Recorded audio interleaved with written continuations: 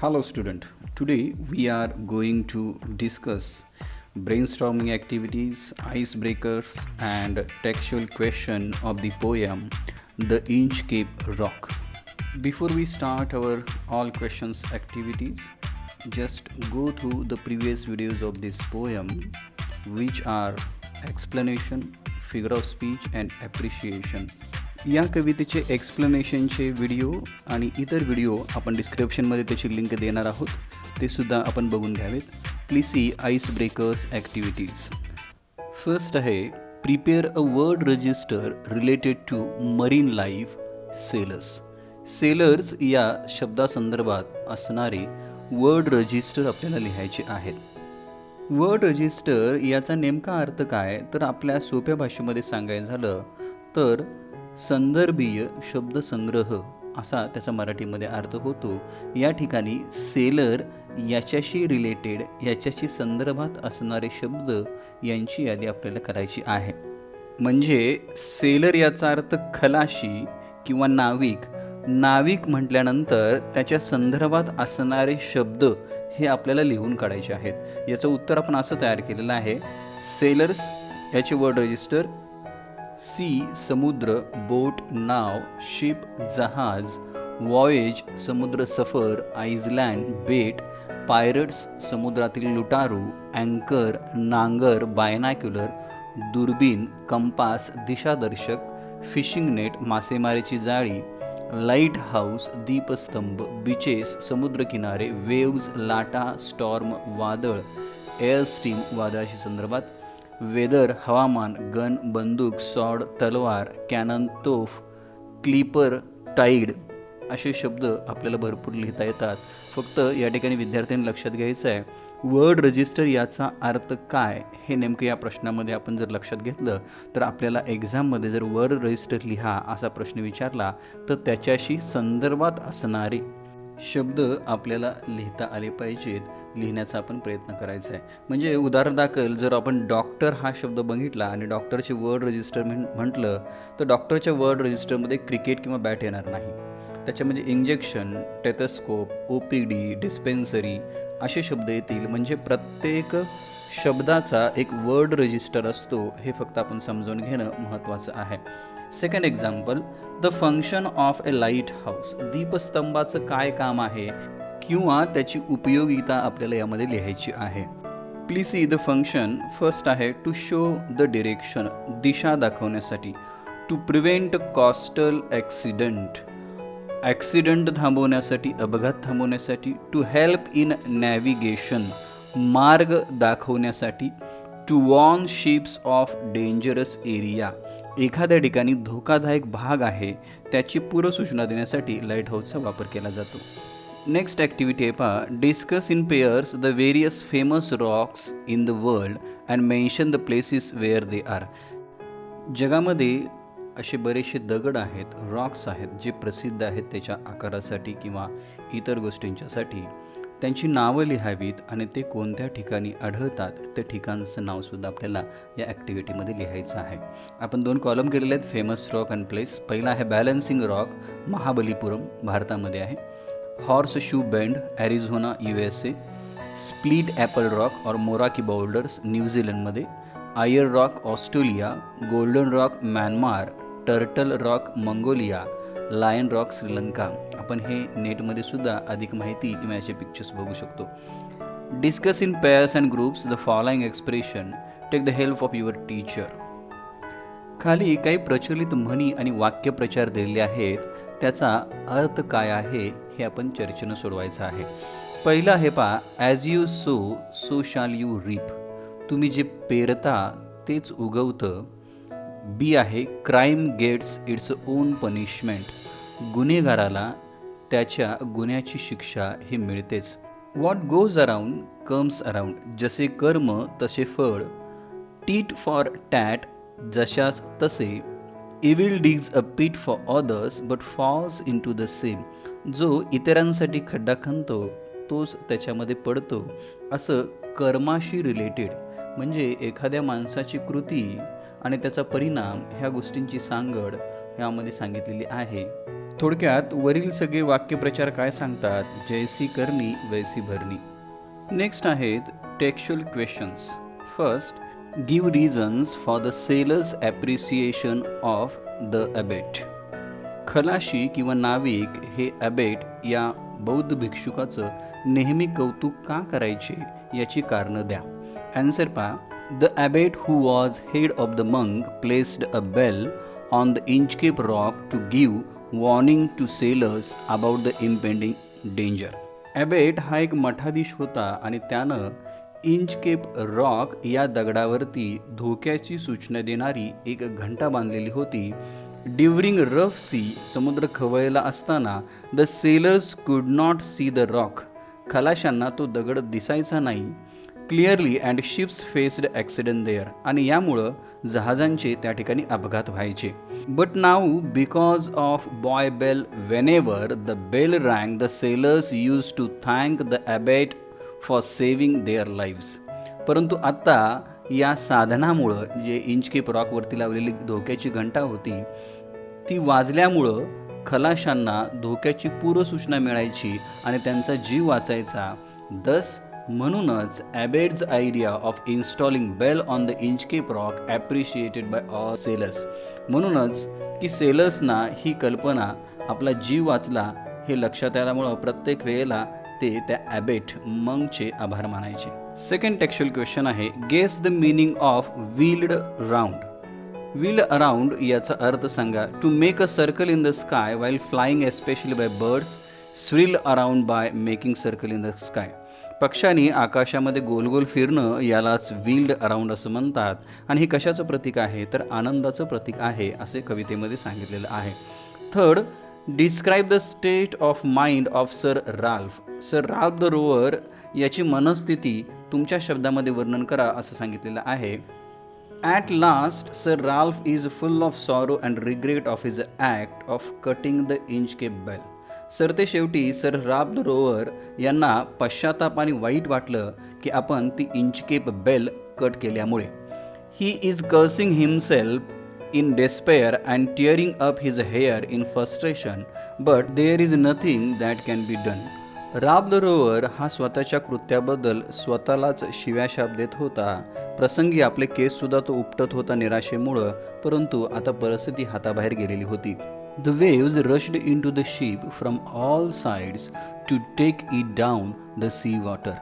आता अपघातामुळं समुद्राचं पाणी सर्व बाजूनी त्या जहाजामध्ये येत होतं आणि जणू काय त्या जहाजाला समुद्राच्या तळामध्ये नेण्यासाठी ते प्रयत्न करत होतं. Last two lines describes the haunted mind of the Ralph. Even if the bell is not there, but he can hear the sound of the bell in his head hammering endlessly, telling him that wrong deeds or crime gets its own punishment. या कवितेतील अंतिम 2 ओळी या दृष्टिकोनातून अत्यंत महत्त्वाच्या आहेत.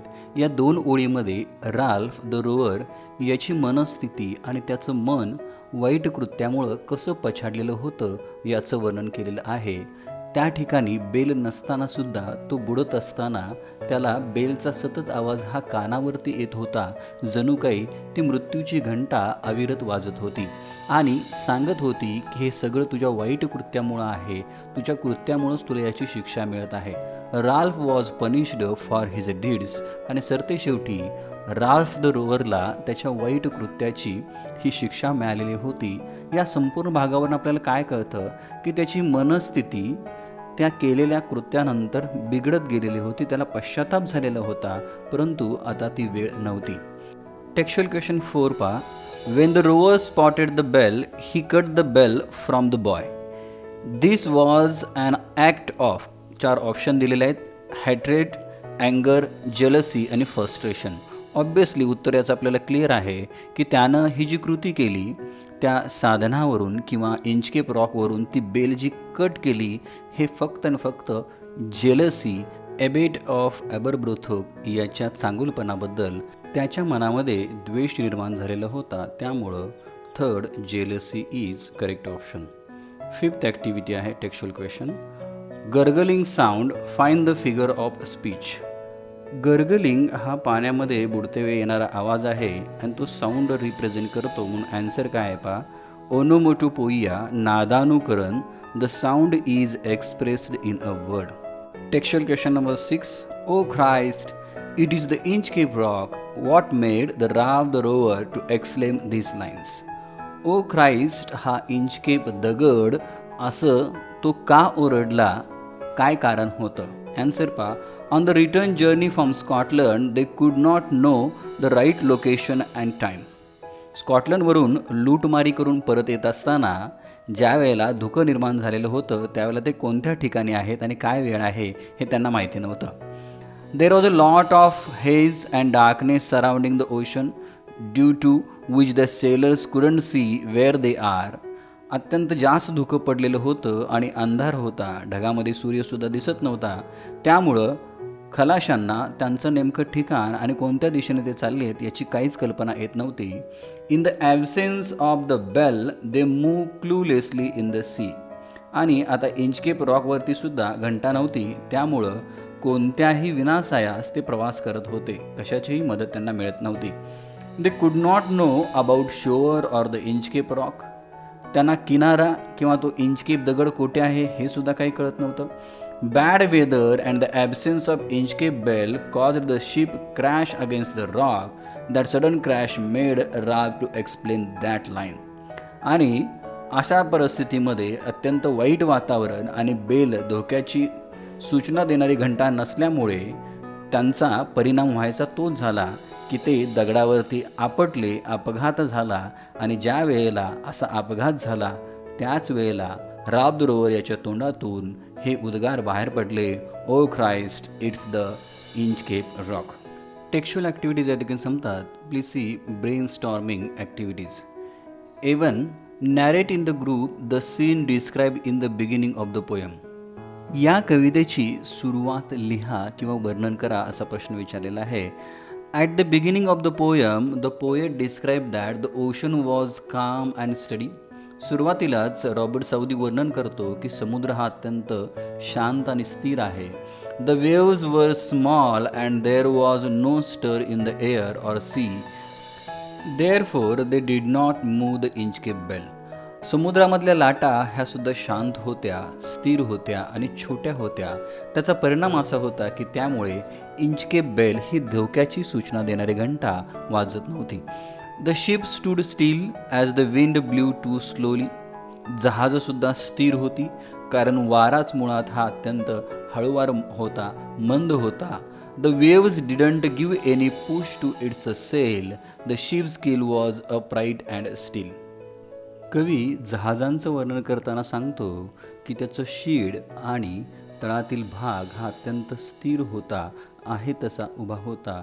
Overall काय की सुरुवातीचं वातावरण हे अत्यंत शांत आणि आनंदी अशा पद्धतीचं होतं. ॲक्टिव्हिटी नंबर 2 त्यातली first, complete the following statement. दिलेली वाक्य पूर्ण करा. First, the abbot of Aberbrothok placed a bell on the Inchcape rock because. कारण विचारलेलं आहे. ॲबेट ऑफ ॲबरब्रोथोकने इंचकेप दगडावरती बेल लावण्यामागचं कारण. ॲन्सर आहे, the sailor could not know that there are close to the Inchcape rock hidden under the waves and prevent crashing in to it. कारण असं होतं की सेलर्स किंवा खलाशांना नेमके ते कुठे आहेत त्या इंचकेप रॉकपासून हे समजत नव्हतं आणि अपघातापासून वाचण्यासाठी त्यांनी ती बेल लावलेली होती. B, the mariners were grateful to the abbot of Aberbrothok because.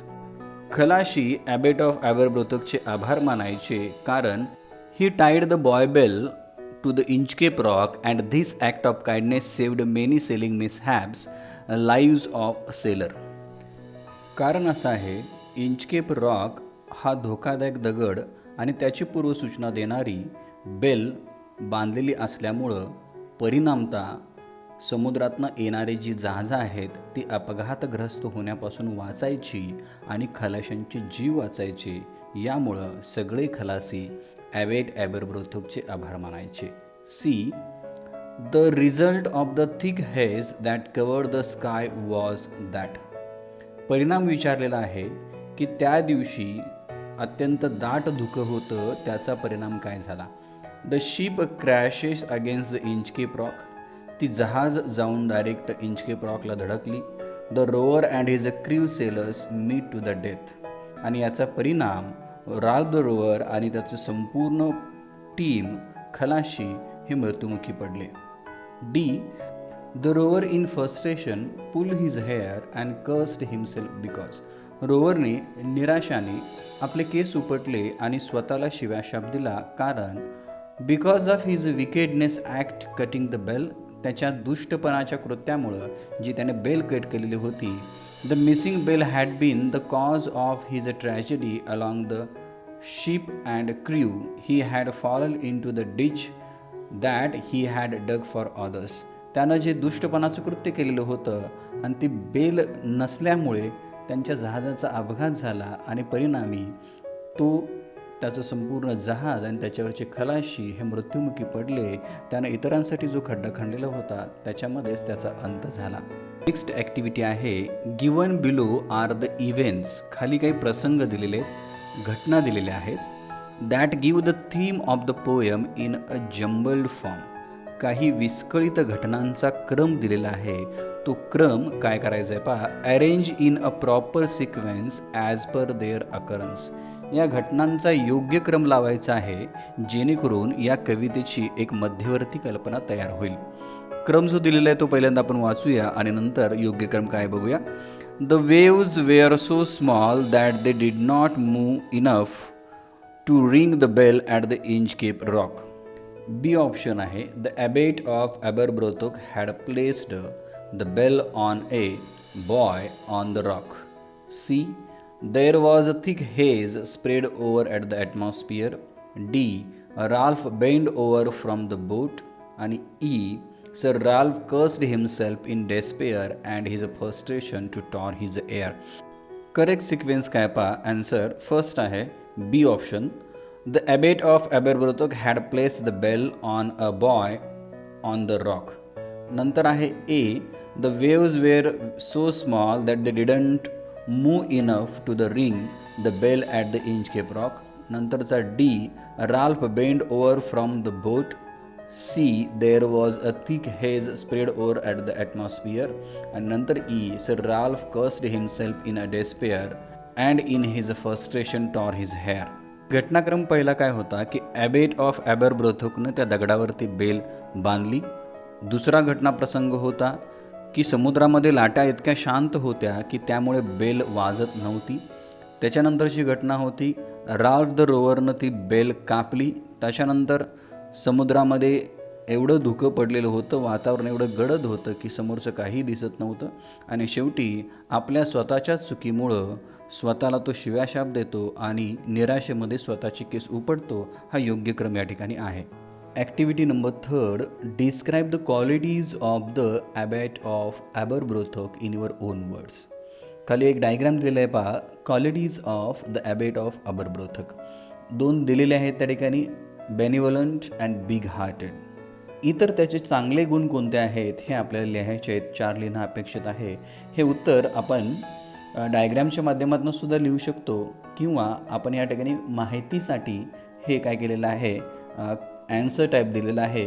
बोर्डाच्या एक्झाममध्ये जसा प्रश्न विचारला जाईल, जर ते वेब चार्ट किंवा डायग्राममध्ये विचारला असेल तर तसं उत्तर द्यायचं, किंवा जर क्वेश्चन वाईज विचारला असेल तर तुम्ही ते डिस्क्रिप्टिव्ह या पद्धतीने लिहू शकता. आपण दोन्ही पद्धतीने या ठिकाणी उत्तर घेतलेलं आहे. ॲन्सर काय लिहिता येईल पहा. The abbot of Aberbrothok was so spiritual.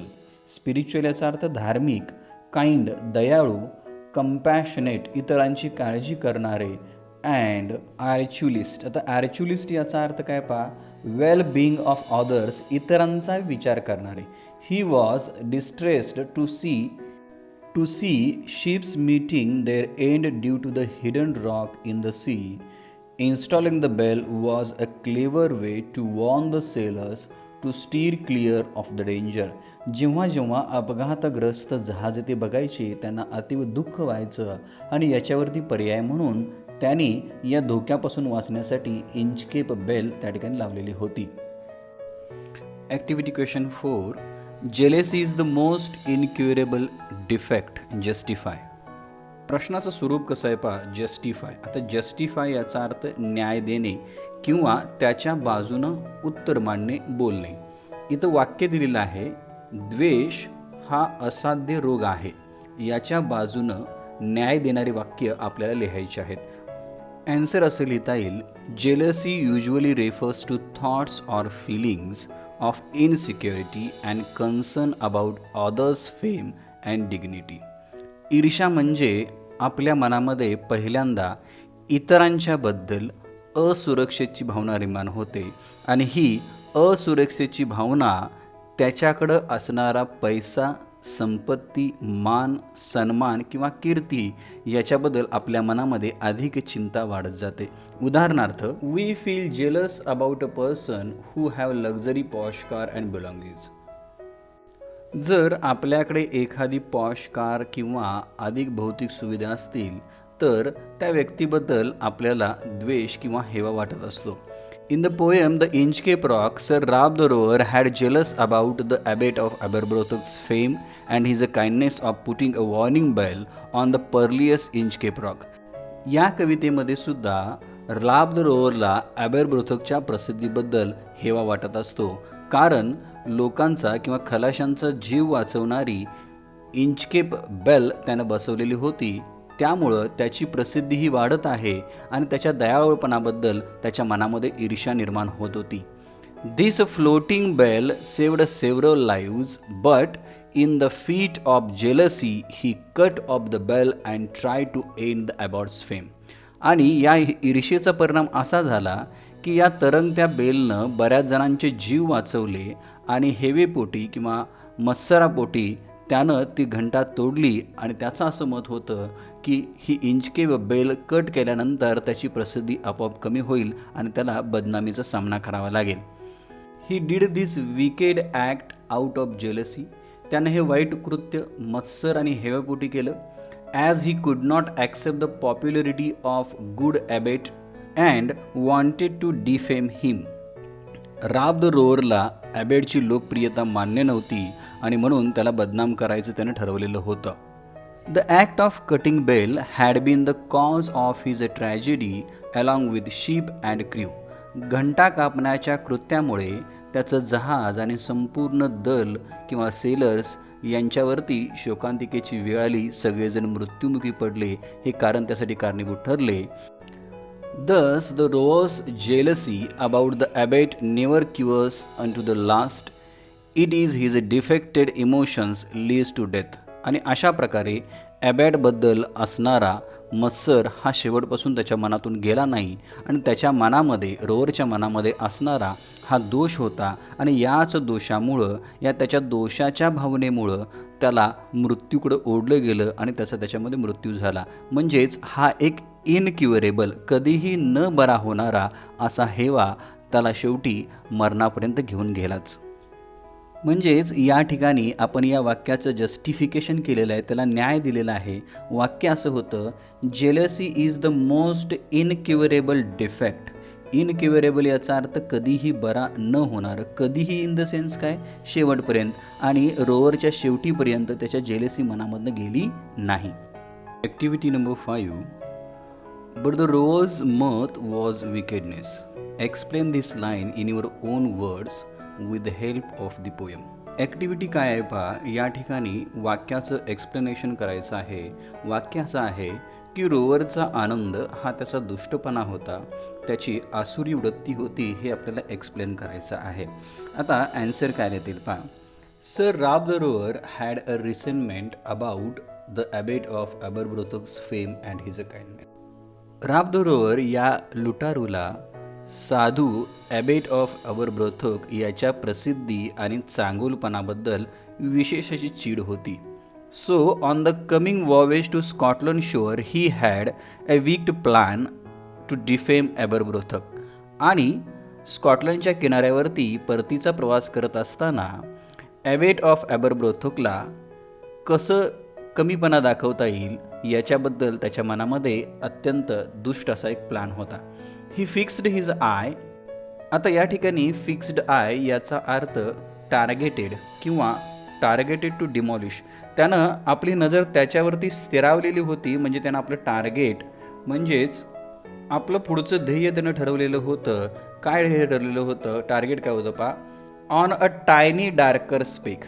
एक टायनी डार्कर स्पेस या समुद्रावरती दिसणारा अत्यंत लहानसा ठिपका हा त्यानं टार्गेट केलेला होता. आपल्याला माहिती आहे की तो डार्कर स्पेक म्हणजे काय होता. तो डार्कर स्पेक म्हणजे इंच के बेल होती आणि त्या इंच के बेलला त्यानं टार्गेट केलेलं होतं. He decided to destroy a Inchcape bell from the buoy and let confuse the coming boatman to Aberbrothok's help. त्यानं अत्यंत दुष्टपणानं ठरवलं की ही इंचके बेल डिस्ट्रॉय करायची आणि येणारे जे खलाशी आहेत त्यांना कन्फ्यूज गोंधळात टाकून जायचं, जेणेकरून ॲबरब्रोथोकची मदत त्यांना मिळणार नाही आणि त्याच्या चांगुलपणाचं कौतुक करणार नाहीत. It was a joyful time of spring. तो वसंत ऋतूचा अत्यंत आनंदी काळ होता. Rover was also happy, whistled and sang a song. आता या मनातल्या त्याच्या प्लॅनबद्दल तो अत्यंत आनंदी होता, शीळ घालत होता आणि गाणंसुद्धा म्हणत होता. His wickedness was masked with happiness as he already plan for cutting the bell. त्याच्या आनंदामागं एक दुष्टपणा लपलेला होता, जसं की त्यानं ऑलरेडी ठरवलेलं होतं की आपण ही इंचके बेल कापणार आहे. This evil attitude sprinkled out through his heart to face and body.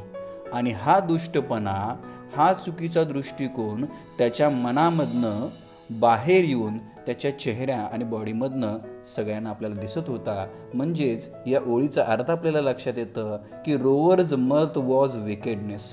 त्याच्या आनंदाच्या मागे हा एक दुष्टपणा लपलेला होता. तो दुष्टपणा आपल्याला या ठिकाणी सांगता येईल. नेक्स्ट ॲक्टिव्हिटी आहे A3. Some words in the poem are related to different parts of a ship or marines life. कवितेतील काही शब्द जहाजांच्या वेगवेगळ्या भागाशी किंवा नाविकाच्या जीवनाशी संबंधित आहेत. Given below are meaning of those terms. या टर्मचा खाली अर्थ दिलेला आहे. Identify the words. ते शब्द त्या अर्थाचे ओळखायचे आहेत. पहिला आहे helps in steering the ship. जहाजाला व्यवस्थित चालवण्यासाठी सेल हे उत्तर त्याचं आहे. B lowest part of the ship. जहाजाचा तळातला भाग कील असं म्हटलेलं आहे. Floating object that shows direction. तरंगणारं साधन जे दिशा दाखवतं, buoy. Another name for a ship vessel. कवितेमध्ये व्हेसल हा शब्द जहाजासाठी आलेला आहे. सिंकिंग साऊंड गर्गलिंग असं त्याचं उत्तर आहे.